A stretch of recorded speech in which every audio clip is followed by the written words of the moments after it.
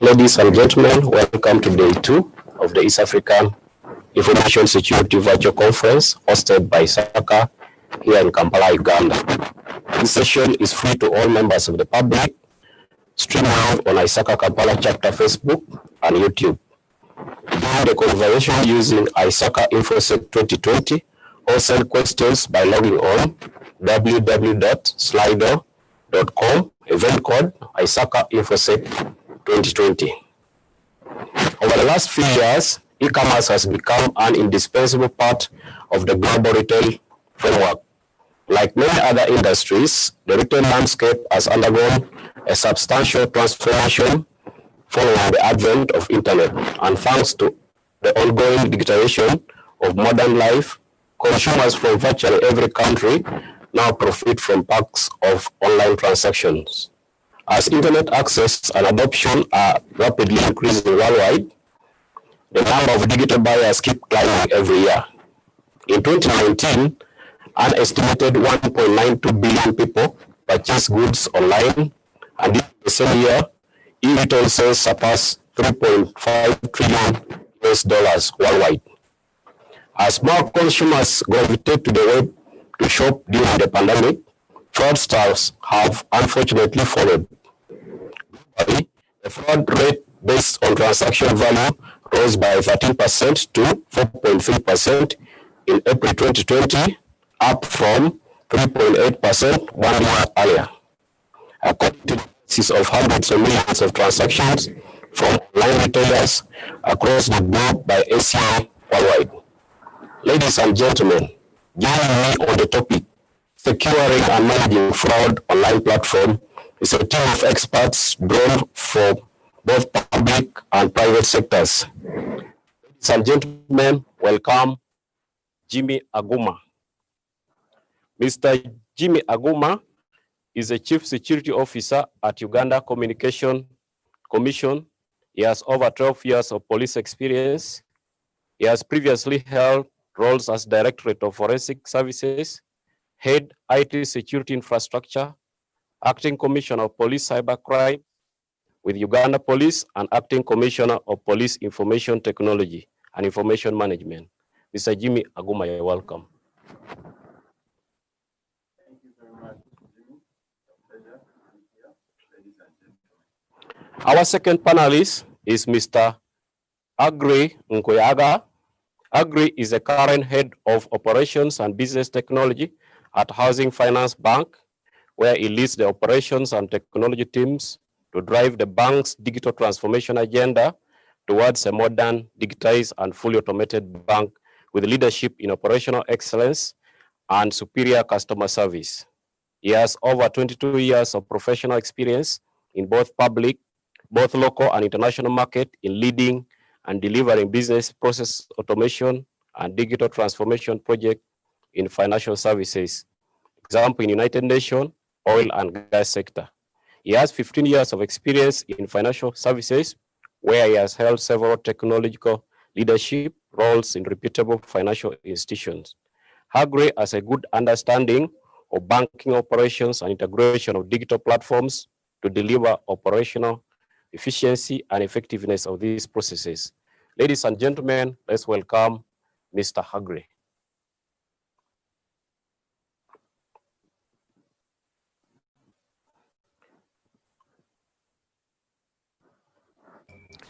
Okay, just for the panel for discussion today, as we already mentioned, we are streaming live on Facebook and YouTube. This session is free to all members of the public. We are going to engage in a discussion aimed at ensuring that all online transactions that we do are secure, and in case we get any insecurity, how do we come about? Joining me to start the session, Mr. Jimmy Aguma, could you please give a brief trends of fraud online platform across different industries? What are we seeing right now? Thank you, Jimmy. Thank you so much, Jimmy. The second one, I can say about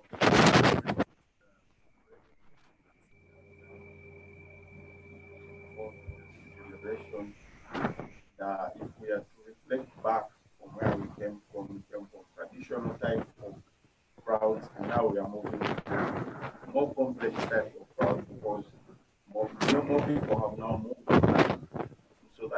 that even those who are curtailing, those who want to fight fraud have to up their game. We have seen previously there were instances of theft of physical cash, physical money, but right now people have to only know where the application is that actually connects to the financial services. Even now, the financial services have also extended the layer of access. Before you had to walk to the bank or you have to be actually known by your bank, but now with the introduction of the telecom industry, with the KYC, which is the know your customer, it means that actually you don't have to go to the bank. You can actually comfortably access your funds with your mobile phone. But needless to say, now we've also moved away from just having a mobile phone. Now we are talking what we call cardless transactions. And in other generations where they are now using the Internet of Things, the IoTs, it means that actually the physical person may not be there. It may be a machine-to-machine speaking. So technology has made it very easy and very powerful, but has also opened now there that needs to be looked at critically to see how best we can deal with it. So everything that the innovation itself has introduced challenges that probably now introduce the aspect of are we ready? Are we capable to deal with them? If we look at trends like in looking at the police report of 2019, look that they said that there were more people who now were able to report to the police because the police itself has also developed capabilities where you can actually report incidences. But even within the communities themselves, they are able to deal with these types of fraud back and forth. I think in a nutshell, we are seeing the landscape of frauds changing, the tactics changing single and every day. We are talking of now we used to discuss a lot of phishing, now talking of phishing and SMS spoofing. All these are different escalation and attack vectors that we need to address when we are looking at issues of authenticity, availability, and at the same time, if we are going to look at actually those who will access different resources from different platforms. Thank you very much. Thank you very much, Jimmy, for the brief stats that you have given us. And can we have Agri? Agri is joining us online. Agri, are you there? Yes, Jimmy, I'm there. Can you hear me? Yes, could you please turn on your video for the viewers? The video is turned on. Okay. Can you see me? Okay, go ahead, please. The viewers can see you. Okay, thank you, Jimmy, for that introduction. And thanks to Jimmy Haguma for your submission. I think I just need to supplement on some of the things that Jimmy Haguma has mentioned. I think with the impact of COVID-19, we've seen an acceleration in the uptake and utilization of digital platforms and e-payments through transactions like cards across ATMs and point-of-sale devices. We've seen an increase in online e-commerce transactions. We've also seen an increase in transactions over the agent banking network. We've also seen transactions between banks and the telecom wallets in terms of bank to wallet and wallet to bank transactions. We also continue to see an increase in transactions around payments, bill payments, and of course, local and international remittances. So this is all as a result of customers' preferences changing, especially during the lockdown when there was limited physical access to premises where customers normally would transact. So this basically leads to an advancement. With these advancements, we see an increase in emerging crime and online fraud, and some of the trends, in addition to what Jimmy has talked about, we see an increase in online e-commerce frauds, where customer cards and their details are being used to complete online transactions at merchant sites. And and we continue to see also an increase in the volumes and amounts of disputed online transactions that are registered with banks.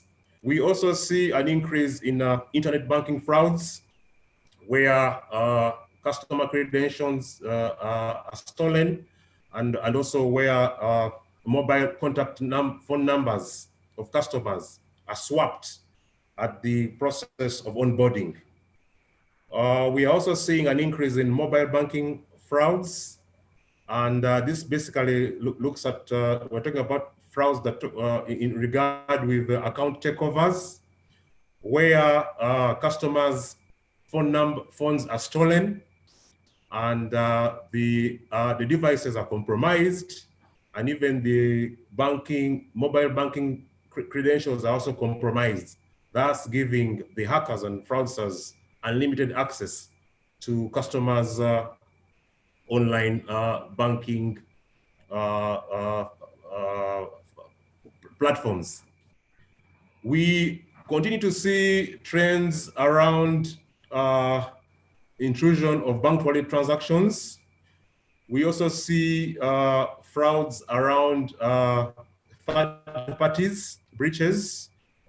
We've had cases where the intermediaries between financial institutions and telecom companies have been breached, and funds have been diverted from float accounts and withdrawn out of the ecosystem. We're also seeing trends where agent banking management third-party companies are being defrauded, and funds being channeled out of those environments. Thank you so much, Agri, for the insights.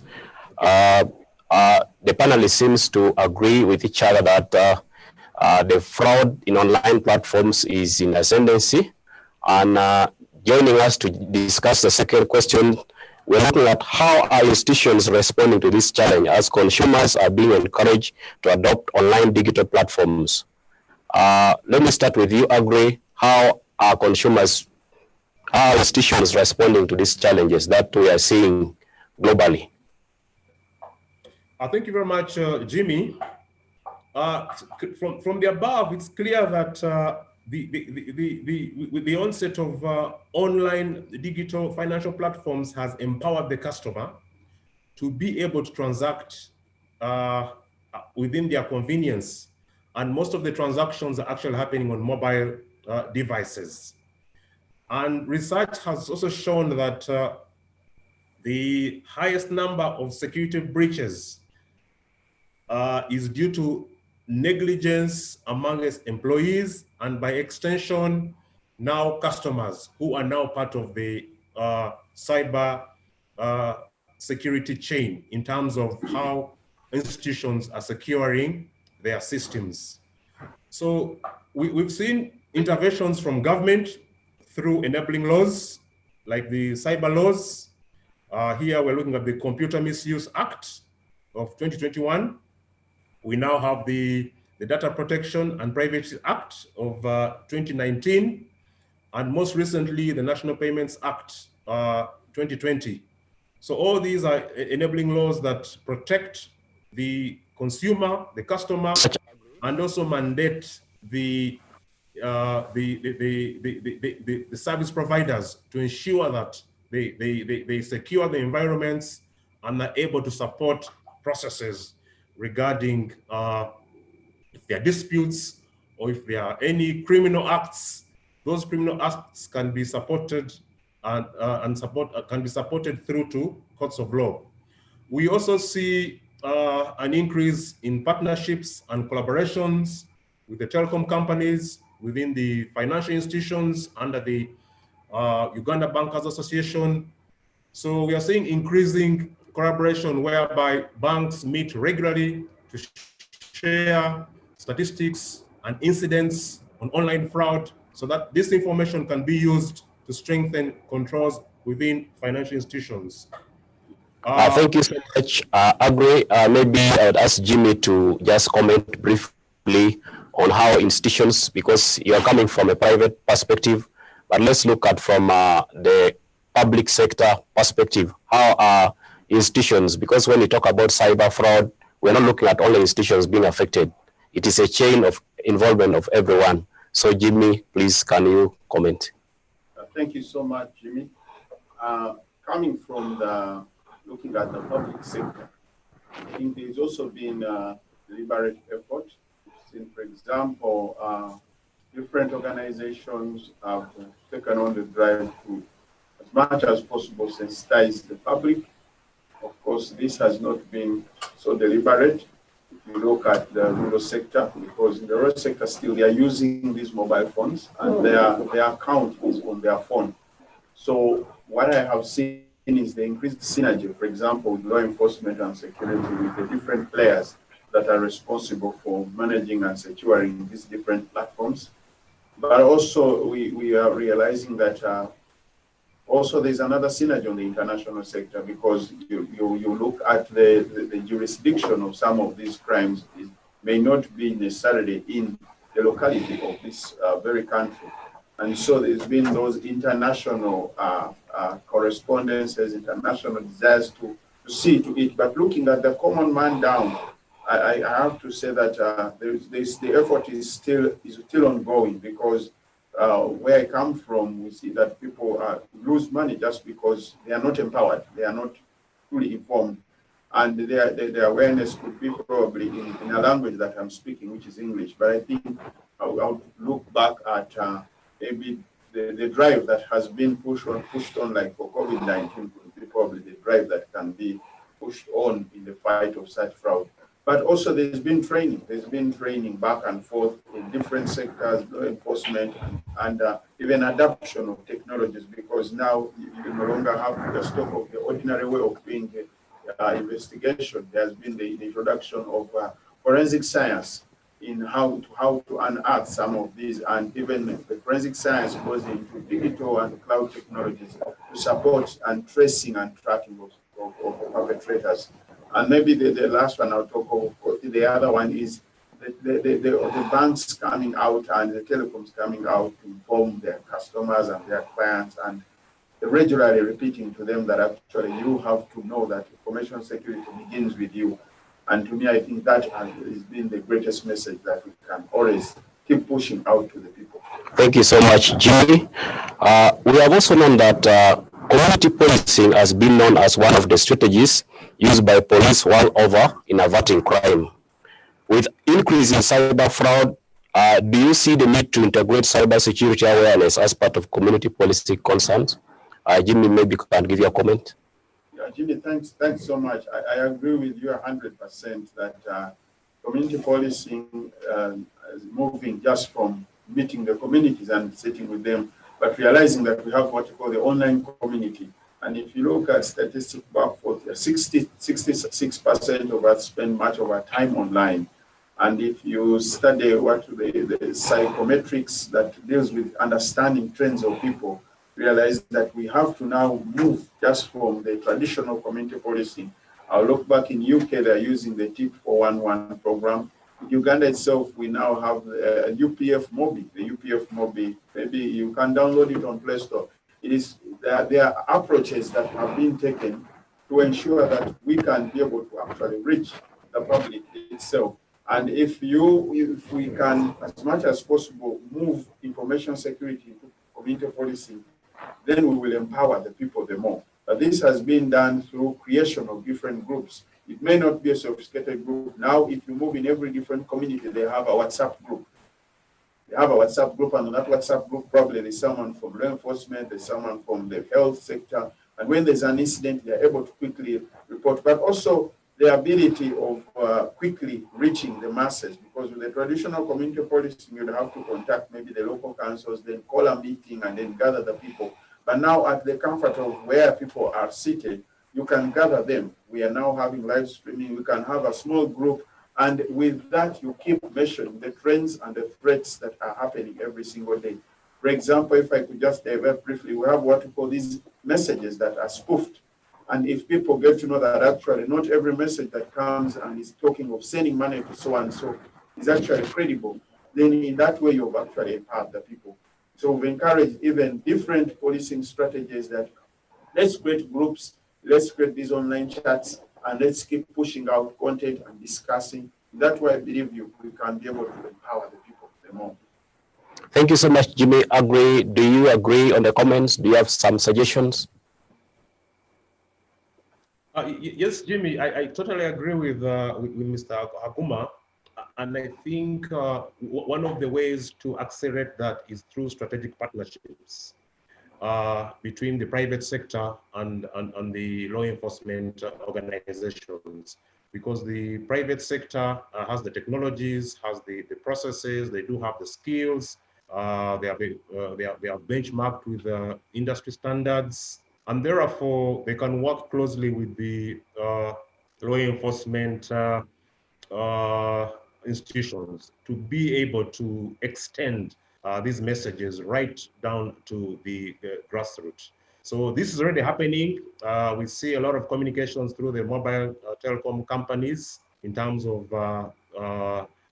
advising customers to secure how to secure their devices, how not to share their pins, etc., etc. So I think there's an opportunity for other players to come on board and be able to support us to deliver this across the board. Thank you so much, Agri.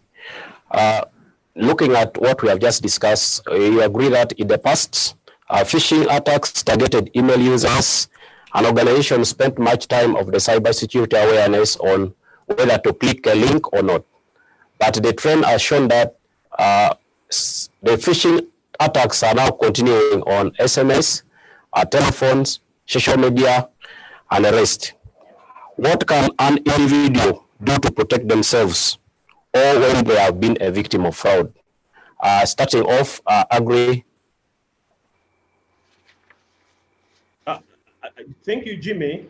There are a number of ways in which an individual can protect themselves from being prone to fraudsters. And I think some of this information is actually shared by the organizations that support, that enable customers enroll onto these platforms. So it's the mandate and responsibility of those organizations to ensure that they continuously share this information. For example, things like customers are encouraged always to ensure that they do not share their card information with any third party. They do not share their PIN, and they have to always keep their card inside. Say, for example, when you consume the service and you're paying using a card, it's always proper that you request the person who is receiving the payment to bring the device and then swipe the card right in front of you and avoid them having to go taking the card away from you.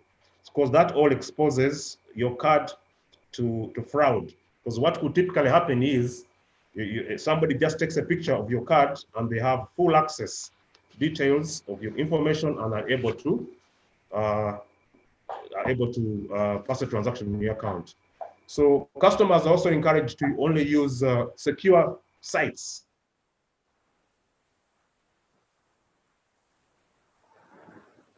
Okay, thank you so much, Agri, for your comments. Let us have comments from Jimmy. When performing online transactions. Okay, thank you, Agri. Jimmy, can give us some insight on how individuals can protect themselves amidst the ascendancy in the cybercrime. Thank you so much, Jimmy. Just looking back at the question of in case you are a victim, because we also need to take into account that people become victims. And the criminal justice system requires that the person who is a victim ought to report. And there are reporting channels. You could report to the police, you could report to the telecom, you could report to the commission, you could report to the parties responsible. And the reporting can be using your same gadget. You could make a phone call, you could call the emergency line, you could send an email, you could walk to the nearest law enforcement facility and make a report, because that report then becomes legal and binding. Even if you look at the Facebook that most of us are using as community standards, there is no way they will tell you report the incident. You could actually escalate a report on Facebook yourself or using different platforms. Twitter itself has got policies and standards, and if you look at them, they require you to report. So the first thing is there must be ability to report. If we look at the AFC, that's the Association of Certified Fraud Examiners, they normally release a global report. We have the global report of the RFT and report to the nation. And it clearly shows that actually fraud has been fought most by the use of tips.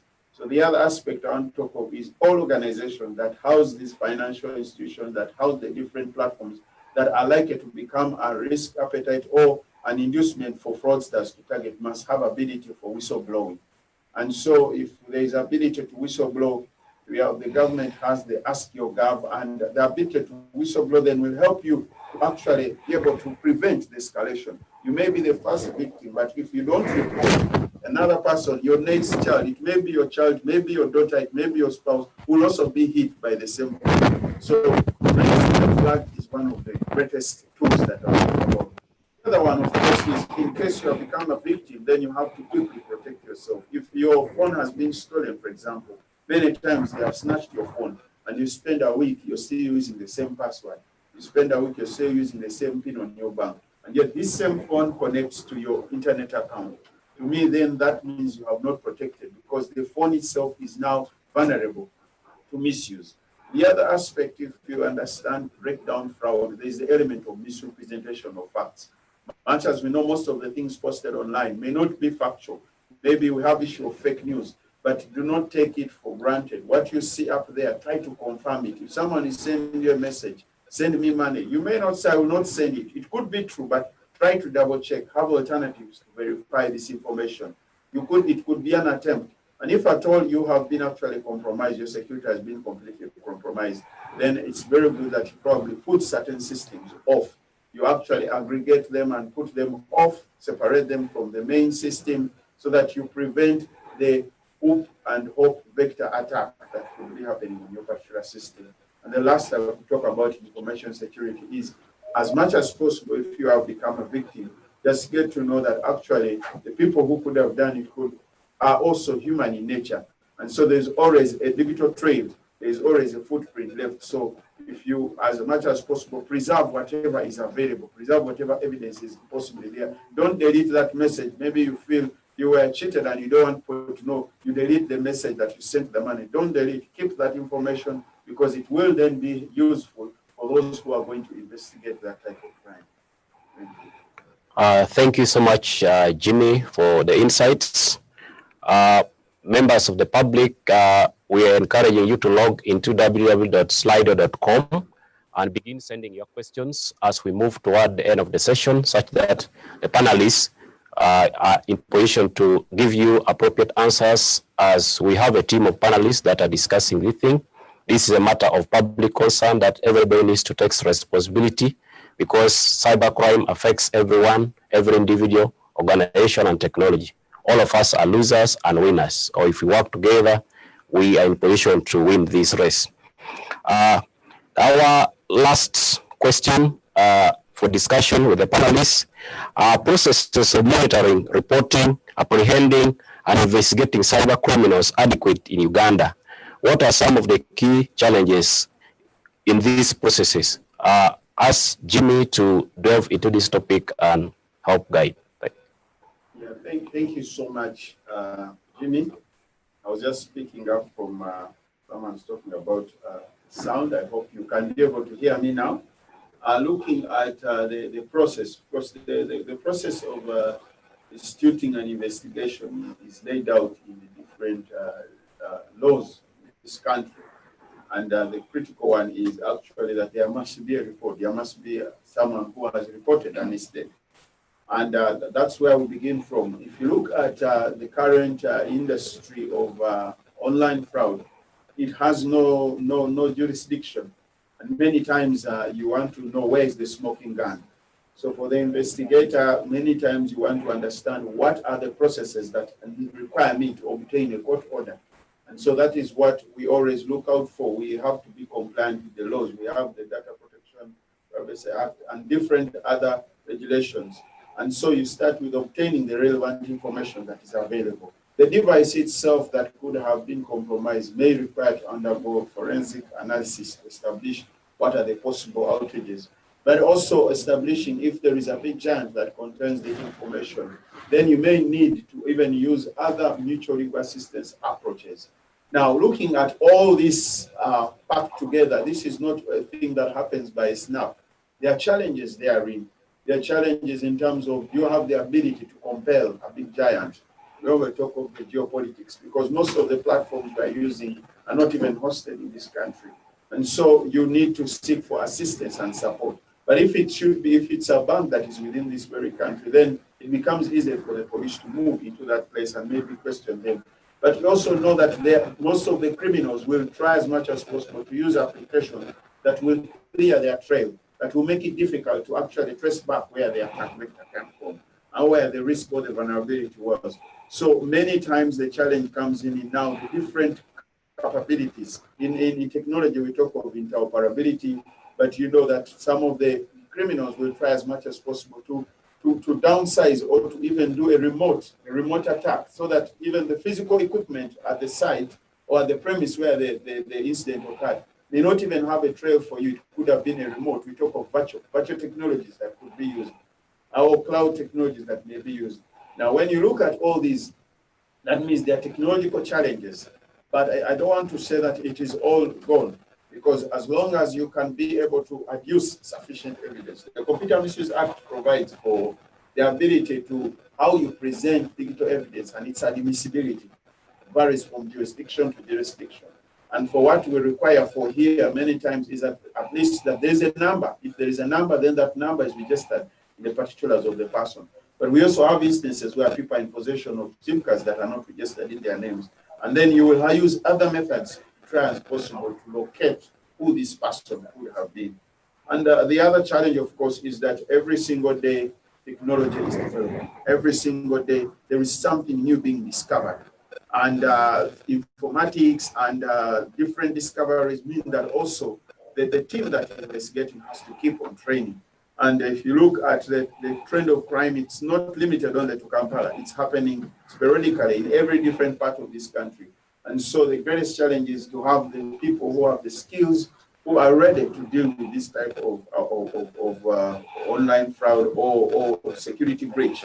And there are not very many. And so that's why the synergy, like my brother Abdul was talking about, is very good. We shouldn't look at this as it's a law enforcement thing. This is beyond just law enforcement. It's about synergy. It's about coming together to support so that we can deal with this challenge, because it will exist as long as we continue enhancing, appreciating technology. It's very good, but it also comes with its other risks, which are inherent or residual.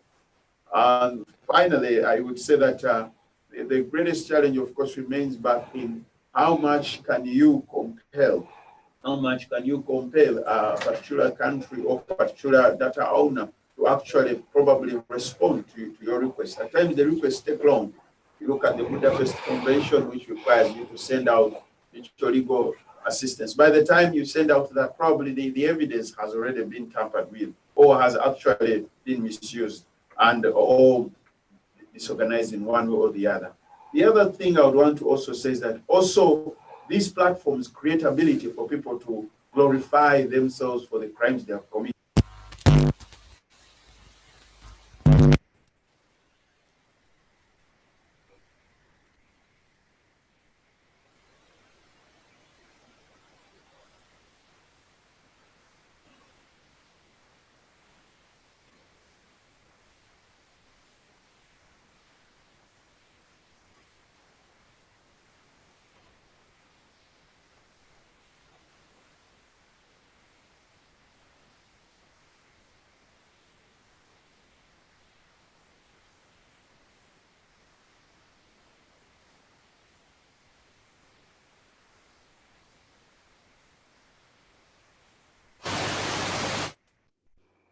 Who want to live beyond their means, they are always compromised. And so it's not a complex puzzle, but it's understanding who has been compromised and how much can we create more and more tipping so that we can deal with not just firefighting, but use proactive approaches that can reduce this type of risk while we are online. Thank you, Jimmy. Thank you so much, Jimmy, for those insights. Joining us now live are the members of the community watching us live from the different channels where they're streaming from. We have some few questions that we are going to take some time and go through them. The first question comes from somebody who prefer not to identify himself. In many cases, when our devices are stolen, fraudsters have made use of these messages to succeed in their mission, if not deleted. What would be your advice? I would ask Jimmy to take that straight on. Okay. If I got you right, say that fraudsters use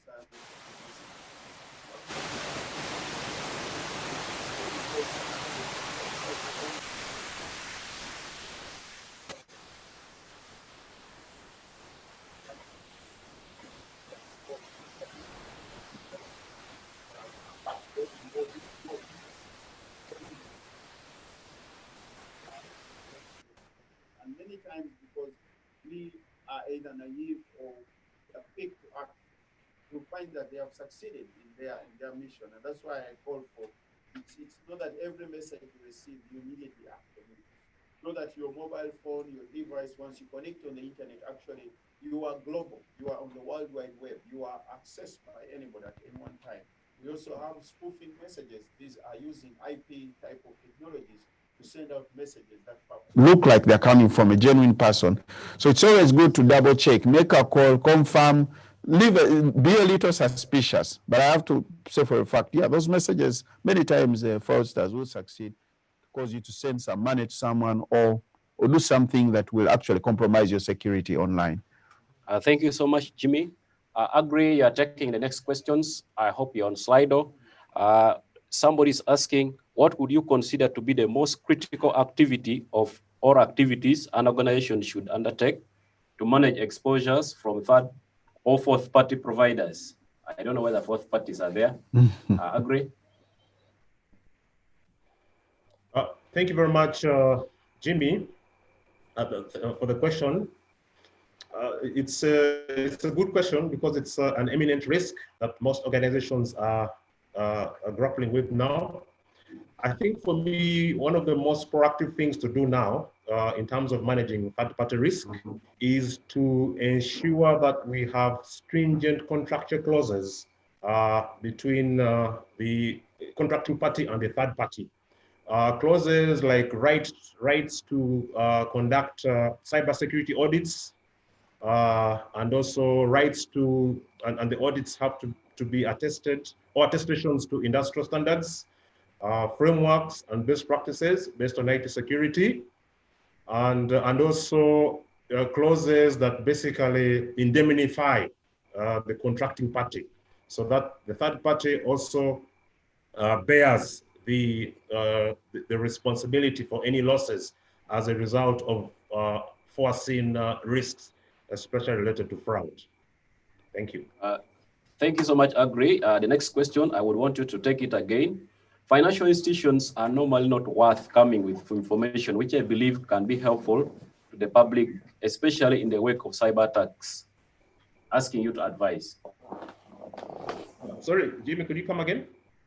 They say financial institutions are normally not forthcoming with information which he believes can be helpful to public, especially in the wake of cyber attack. Do you agree that financial institutions don't share the necessary information to facilitate cybersecurity kind of follow-up? In your own thinking? I tend to disagree. Maybe that was something that was probably prevalent in the past. But now with the regulations, with the support from the courts of law, I think once there's a clear demand supported by a document from court, financial institutions are willing and very supportive in terms of providing the relevant information. Because at the end of the day, this information, successful prosecution of a criminal will ensure that we also improve our controls and processes and be able to avert such kind of frauds going forward. Okay, thank you so much. The last questions that I'm giving to you, unfortunately, many people seem to be coming from the private wing. This one you will share with Jimmy. I said, in your experience, what insurance options do companies have to protect used to protect against cyber exposures? Companies can now insure. There's now insurance cover against losses as a result of fraud. Agri, we can't seem not to get you.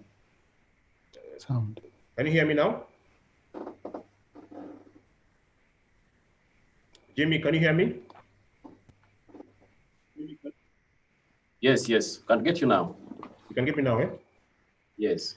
I was saying insurance companies now do have services and products that enable customers be able to take on insurance covers that can extend, that can cover potential losses, financial losses as a result of fraud. So institutions are encouraged to take them up, have a conversation with the insurer, and I think you'll be best guided on what is appropriate for your business. Thank you so much. Jimmy, maybe you can add something based on your experience. What insurance option do companies have to protect against cyber exposures? Yeah, I think as much as possible, much as we talk of the cyber insurance, I think within our policies, we should have capabilities, or we should enshrine there things like carrying out regular LPTs, that are licensed penetration testing, as much as possible. We should be able also to find out how much awareness are we doing. For example, are our staff aware, or do we have whistleblowing mechanisms or ability to tip? Because you realize that many a times in fraud, the incentive is financial, the motive is to gain financially, and for someone to gain financially, there's an element of collusion. And by the time this occurs, one or two of the persons may be aware, may be knowing it. But if the organization doesn't have the open door policy, doesn't have whistleblowing infrastructure, or doesn't regularly carry out what we call performance index and other methods like rotations, someone is in one department, in one sector for about 4 or 5 months, and that person after some time begins to think like any human element. They say that in 1 to 3 people, one of them could be fraudulently thinking. That's according to the AFC survey that was done. So we should, much as possible, look at, as we look at the policy, how much have we done to empower the people to be able to actually report? Do they have the affinity to report as much as possible? Or even if they report, has action been taken? If such a fraud occurred, has action been taken? Recommendations that have been made by the internal auditors, are they being complied to or not? So to me, doing the internal assessment is the first priority before you start going out to actually seek for insurance or for compensation in case of loss. Thank you. Thank you so much. Members of the public and everybody who is following up the session. We are not taking many other questions, but other questions, you post them on our Twitter handle, Facebook, and LinkedIn. We'll be in position to gather them and inform you accordingly. Maybe Jimmy, the last question, somebody is saying here that it seems the phones that are imported from other countries have malware that collects data already installed on them. How are there plans to protect the citizens?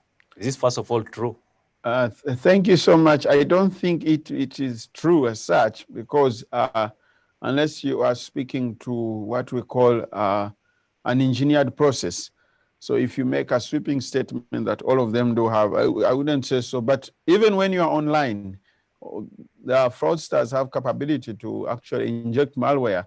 Malware is not something that is difficult to inject. It could be just a matter of social engineering and creating some bit of honeypots for you to click on. There are very many adverts now running online. If you want to get a solution, if you're looking for this application, if you want to do this, you want to buy them, there are many online shops. So what I would say is that there is a deliberate effort. The Uganda Communication Commission has what we call the Central Equipment Identification Register regulations that have been passed through, and there is also ability to look at how do we protect the consumers. There are pipeline plans in the way to ensure that actually these devices that are not eligible, that do not meet what we call the the ITU standards or the GSMA Global System for Mobile Communication standards are weeded out. But as much as possible, it's also important to understand what applications are you installing, because most of them are actually, you could install it on yourself. And this is what I wanted to speak to, if you allow that. Now that we're in this era of COVID, many of our children are using devices. Many of them even have access to our phones and which have internet. They are installing certain games. Some of these games come along with malware. Some of these fancy products come along with malware. So it could be installed actually because it needs to connect for malware to operate. It needs to have a connection to either a port or a port that is open to enable it. Otherwise, if it is not connected on any network, then it wouldn't be active. So many a times it is the exposure that we get onto. You don't have firewall, you don't have an antivirus, just on your own phone, you don't have CM security or other form of security, then you would actually yourself be exposed. And of course, when you buy this phone, it's very important that you check the brand. You can do *#06# and you will get the serial number, which is the IMEI, the International Equipment Identification. You plug this onto IMEI.org or even onto a UCC website. Check if the phone you're holding actually matches, because the phone could be a Techno, and when you check the IMEI, it is saying a Samsung. Already there's a problem. There's a cross match in the brand and the model. So that alone has its own problem. But the other bit is, what sites are you going to? What websites are you visiting? What applications? Do you read the terms and reference? Many times we don't read. We said, do you agree? Yes, I agree. I agree with everything. And actually, you don't know that there could be a backdoor. So it's routine and continuous checking of what we are dealing with and how we are working on such devices. Thank you so much, Jimmy. Ladies and gentlemen, we are going to ask our panelists to make their final conclusion in 1 minute each, starting with you, Agri. Thank you very much, Jimmy. I think for me, the message that I'd like to share is that the attack vector has changed, as you rightly indicated earlier. We are in a digital world. Our devices are the most powerful tool in terms of interacting in our daily lives. They support us, they enable us to be able to transact online. And therefore, we need to take personal responsibility to secure them. We need to be aware of the risks, the threats around us. And finally, we need to be able to report immediately. I think timely reporting is of essence in order to mitigate or minimize any impact of fraud. Thank you very much. Thank you so much, Agri, for your insights. Jimmy? Yes, thank you so much. I'll start by two domains. One is that we didn't talk about the children, but we also understand the children are now having gadgets, they're having devices, they're accessing different facilities, they're downloading different applications to be able to access their classes. And I think it's also important that the parents, the guardians, you trickle down this information that actually we need to, as much as possible, carry out protective measures, parental controls on some of these gadgets, because you may do a lot to protect yourself on your laptop, but the phone that you'll hand over to your teenager may be the phone that may be the one used to actually compromise your security. And then the other one is self-responsibility. I agree with Agri that the security begins with you. Security begins with you. As much as possible, don't be taken excited by what you're going to read online or what you're going to receive as a message that you have won so much, or someone is calling you because the person calling you is a sister from a known facility or is one of the religious leaders, and you act because of that. I think always there's that allergy that says think, stop. Think and stop, and consult. Think, stop, and consult as much as possible. Before you trigger, before you click, always know that there is someone out there who has seen an opportunity and wants to exploit it. And all of us could be potential victims because we are open as long as we are online. And then to affirm it all, that the laws are in place, but the laws cannot work on their own. Let's, as much as possible, report the instances. Let's name and shame. Let's have capability to raise the whistles, let people blow, let people send their tips in. And that way we will all be aware of the different platforms and different strategies that the fraudsters are adopting and going for. Thank you so much. Thank you so much, Jimmy and Agri, for making time to discuss this topic that is invaluable to the members of the public. Up next, we're going to have Shili Tech panel discussion. So don't go away. Please wait and have another session. Thank you so much. Wish you all the best as you enjoy the conference. Thank you and bye.